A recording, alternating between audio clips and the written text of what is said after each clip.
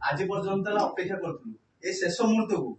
आम मन थिला ए सब जिन कह अभियोग किंतु ये जो डिसीजन निगला गत 2-3 दिन है आम देखला आम तो बुकुचा बुआ ना आम नेता काम आसिले ना आम जो प्राथमिक स्तर नेता किए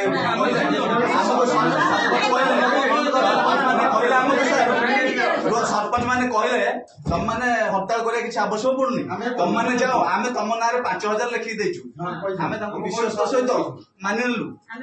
आज आप जानते 314 ब्लॉक रे गोटे गोटे वार्ड रे जते वार्ड मेंबर संख्या 10-15 होची ताले केते हेई परिबो माने वार्ड मेंबर सुनो एडी आमे परिस्थिति को कंट्रोल करिया चाहू आमे सुनो